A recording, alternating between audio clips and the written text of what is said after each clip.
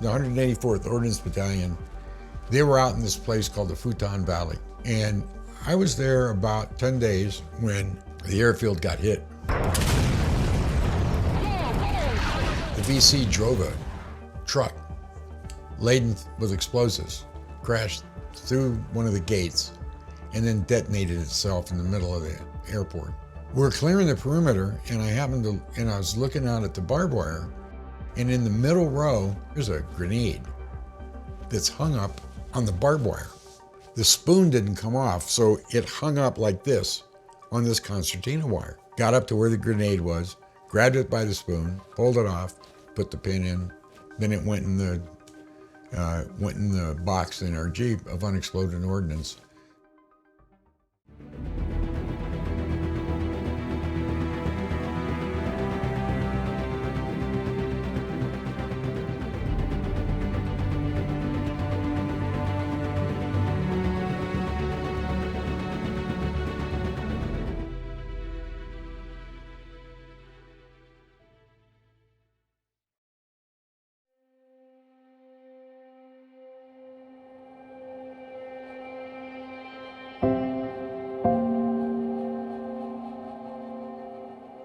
In 1966, they were drafting people in the Marines, and I knew I didn't want to be in the Marines.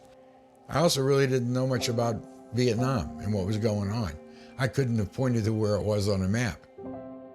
If you were drafted into the Marines back then, you were going to be an 0311, an infantryman, and you were definitely going to go to Vietnam. So we ended up enlisting in the Army, and I really ate up what we did in basic training. I set records for the low crawl, where you're crawling through sand, really deep sand, and there's barbed wire over you. And the other record I broke was the overhead bars, where it's like a ladder. It's about 8 feet off the ground. And you climb up one side and you grab the first rung, and then you all the way down to the end of the ladder. And I broke the record on that too. So it was kind of the first time in my life that I had actually done something that was meaningful. And went to see the career counselor. He's got this book. It's got all the MOSs in it and whatnot. And he says, well, have you ever thought about EOD? And I said, what's EOD? So he said, Explosive Ordnance Disposal. And I said, why the hell would I want to do that? And he said, well, first of all, you'll get an extra $55 a month in hazardous duty pay. And I just said, sign me up. I mean, I went through EOD school and ended up getting sent to, in the middle of the Utah desert, called Dugway Proving Grounds. It's where we stored all of the leftover chemical munitions from, let's say, World War I. And then on March the 13th, 1968, we accidentally dropped a ton of nerve gas on a sheep farm. And it killed everything that walked, crawled, flew. It killed 7,000 sheep. It killed the sheep herders' horses, their dogs. Our job was to clean up this area as best as we could. The next morning, all of us went down to personnel and volunteered for Vietnam.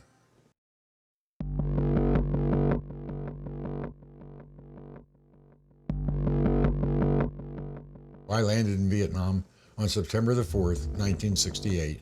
And we landed at Benoit, and then they trucked us to Long Binh, and they said, you're getting on a Chinook, and you're going to the 184th Ordnance Battalion EOD section in a place called Queen Yan. We picked up some guys from the 1st Cav. So, then we take off, and I'm sitting across from a couple guys from the Cav, and they see my EOD badge. And so they said, oh, you in EOD? And I said, yeah. And he said, you guys are nuts. And I looked at them and said, as far as I'm concerned, you're the ones that are nuts. EOD is responsible for the detection and the rendering safe or disposal of improvised explosive devices.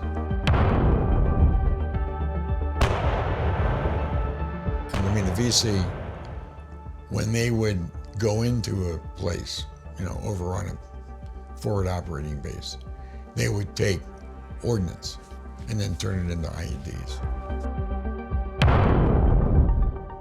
The device that I disarmed that ended up getting me a Bronze Star for heroism was a 155 millimeter high explosive artillery shell.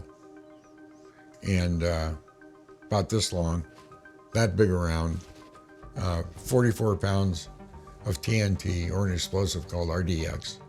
My partner and I were moving across this LZ looking for IEDs. So we were clearing the lower LZ where everyone was going to land with the Pathfinders. And it turned out I saw a place where it looked like the dirt was newer than what was around it. So I thought, well, that looks suspicious. So I started flicking away the dirt. And eventually I see, about 6 inches down, this black commo wire. And I'm looking at it, and it's being pulled. And I went, oh, this is probably bad. So I pulled out my side cutters, grabbed the wire, jerked it out of the ground, and cut it. And when I looked up, I saw the NVA guy that was trying to set it off in the tree. So I threw a red smoke grenade, and a couple of gunships came in. I mean, definitely, would have killed me and Jim, probably the Pathfinders, and would have blasted a couple of choppers that were on the ground. But I got to be honest and tell you that at that time, I mean, I did my job, and that's what it was. I always considered us as being existential doctors. And when we did our job and did it right, we saved lives. When you did this, disarmed one of these devices or blew them in place, you saved lives. So that's what I mean by existential doctor. You go out and you're with a teammate, your life depends on what that person does or doesn't do. And their life is dependent on what you do or don't do. You're there for the guys on your left and your right and the guys that have your back. In July of 1969, right, almost when I had a year in country, and I decided to extend because I would have felt guilty about leaving, that the thought of leaving and having someone else picking up my slack, I just couldn't do that. So I extended. I was going to extend again, but my control unit said, well, you can't. And as we took off, the chopper that flew me down to Da Nang to catch my Freedom Bird, and I was looking down, I felt guilty. I felt like I was running out on my team. I got back to the States a couple of days later. I'm glad that I went. I'm glad that I extended. I made the best friends I've ever had. I'm proud that I went, and I'm proud of the work that I did.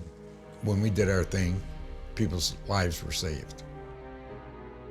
And I wouldn't trade that experience for anything, especially making the friends that I did. Like I said, these are the best men I've ever known in my life.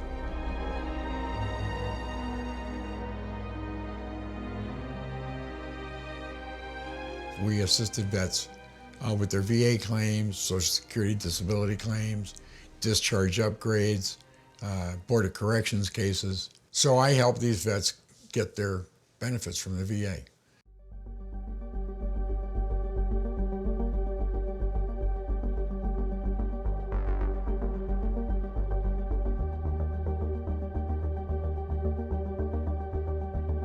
Vietnam was not my only war experience.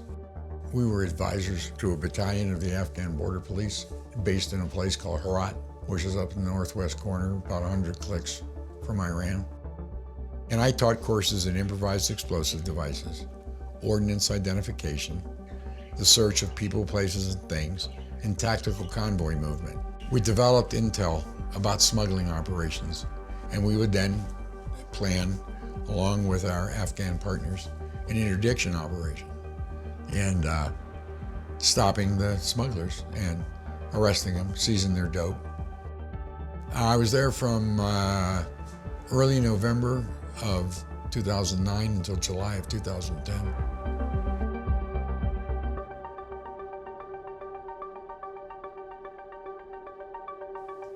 If I were 12 years younger, at the age of 62, which is how old I was when I went to Afghanistan, I'd be in Ukraine.